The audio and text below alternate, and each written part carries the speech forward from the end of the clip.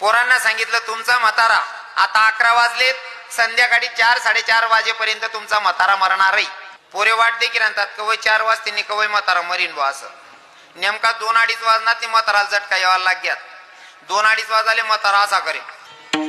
दाखला पोऱ्या मोठ्याला सांगे म्हणे मोठा भाऊ पप्पा असं कराय ना, पप्पाली याद होऊ नको.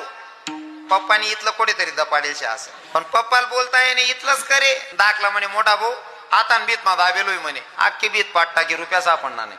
पण म्हातारानं काही बंद होय नाही. मोठा म्हणे तुला सांग राह तू ना आता भीत मावे रे, आई भीत पाड म्हणे. दोन्ही बितडा पाडली ना रुपया सापडणार नाही, पण म्हातारानं काही बंद होय नाही. दोन्ही पोरे म्हणे भाऊ इथलं सांग रा ना आपला पप्पा कितलं शेण काय शे म्हणे. डॉक्टरले पुन्हा बोलावं, डॉक्टर साहेब अशी काहीतरी व्यवस्था आहे का की आमचा पप्पा अर्ध्या मिनिटासाठी का असे ना बोलला पाहिजे. डॉक्टरांनी सांगितलं तुमचा बाप बोलेल, अर्ध्या मिनिटासाठी नाही 1 मिनिटासाठी बोलेल, पण इंजेक्शन द्यावं लागेल म्हणे. द्या ना इंजेक्शन मागडे म्हणे. किती म्हणे 60,000 रुपयाचं म्हणले जमतय. अरे 60,000 कडे दखू नको मोठा भाऊ, इथला सांग रा ना पप्पा. जाऊ दे ना 60ले काय करत. 60,000 ने इंजेक्शन देणं घरना दोन्ही बितडा पाडली ना. आणि बापली इचार बोलकावाय ना बाप इंजेक्शन द्यावानंतर म्हणे पप्पा आई इथलं कोठे टेल शे.